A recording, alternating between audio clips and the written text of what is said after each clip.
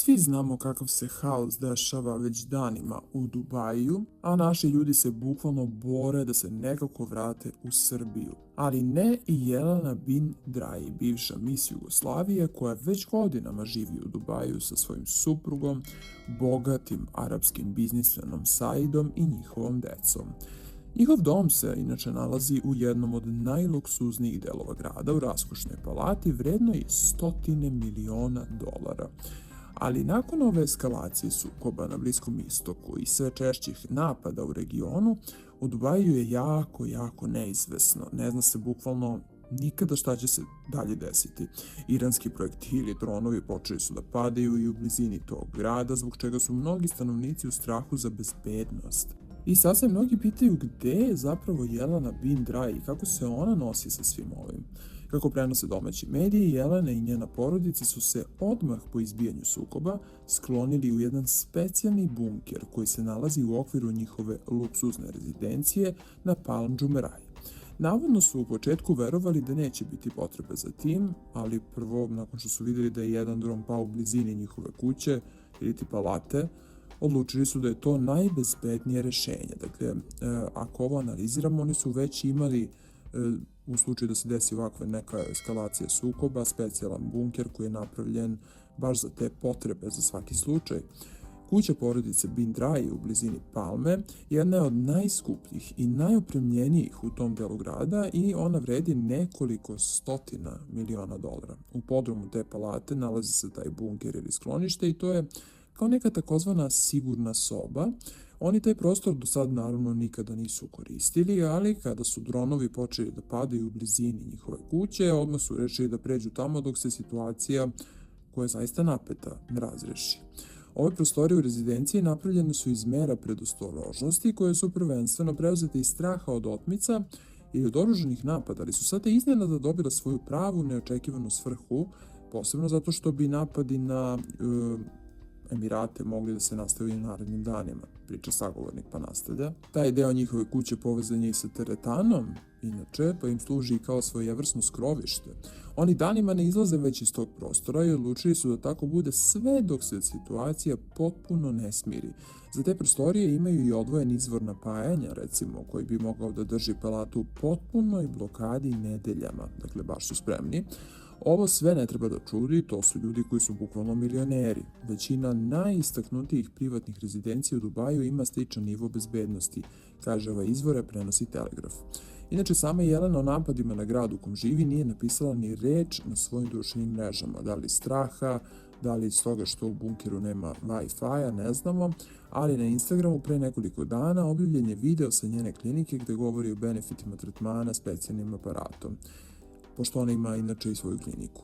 Ali ni u objavima, ni u storijima nema uopšte osvrta na sad ove aktualne sukobe na Bliskom istoku i bezbednostnu situaciju u zemlji, prenosi pomenuti portal, a porodica Bin Draji, inače, pored te luksuzne rezidencije, posjeduje i brojne biznise, među kojima su obdanište, bolnica, kozmetički saloni i tako dalje.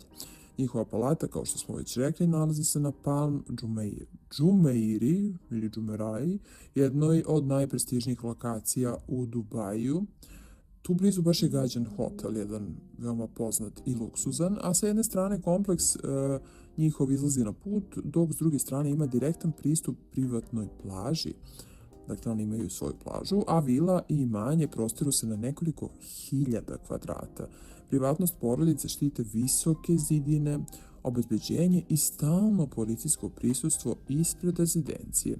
Ulaz u kompleks je ukrašen palmama, cvećem, bogatim zelenilom i tako dalje, a baš nas zanima kako izgleda taj bunker, sklonište zapravo, i to je sigurno opremljeno do bukvalno ko zna koje granice.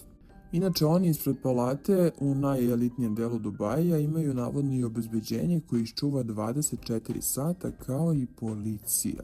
Mislim, dobro, ona se stvarno udala za čoveka koji je milijarder, a interesantno je to da zaista koliko se to razlikuje, dobro, ona tamo živi, ali sad naši ljudi su u paklu, vraćaju se, pokušavaju da nađu karte, ali ona ipak tamo živi, pa je logično da tamo ima i bunker.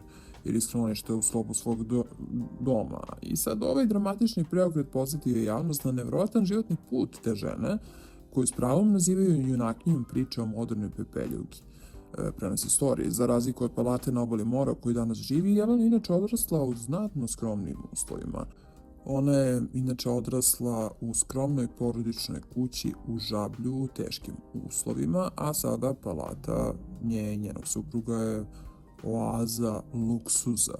Njena rezidencija je prevazilazi sve standarde modernog luksuza i sada ima potpuno drugačiji život nego ranije kada je živjela zapravo u Srbiji, a njihova ljubavna priča je zaista isto bajkovita.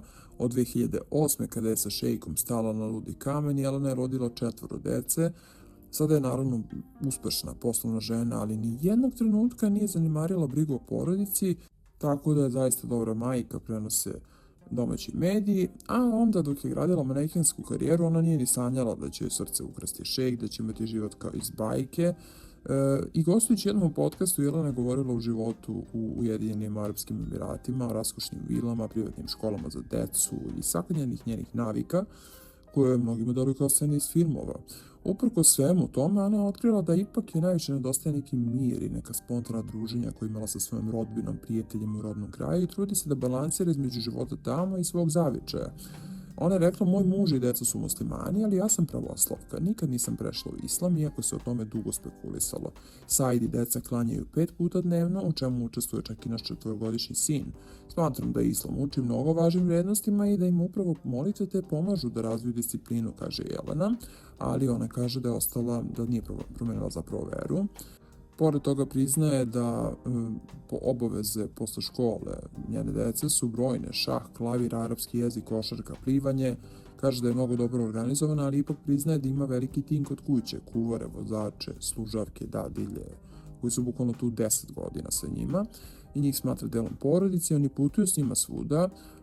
Recimo, kaže za njenog vozača da nije samo vozač, nego da brine i o njenim dečacima, a boravak u njihovom privatnom vrtiću košta 4000 evra. Ako vas zanima, deci se pruža sve moguće, luksuzni interijer, tapeti iz Portugala, tepisi neki specijalni i tako dalje, a čini se da mnogo veruju u brojeve, pošto je Jelena rekla da su se venčali 4. aprila u 4 posle podne, da su se zabavljali 4 godine, Saidov broj dresa kad igra polo je 4, a želili su 4 dece.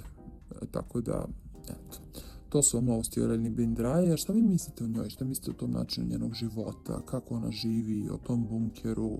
O svemu tome ja želim da čujem vaše mišljenje. Pišite ako ste vi u Dubaju, lajkujte ovaj video i subscribe se na Trending.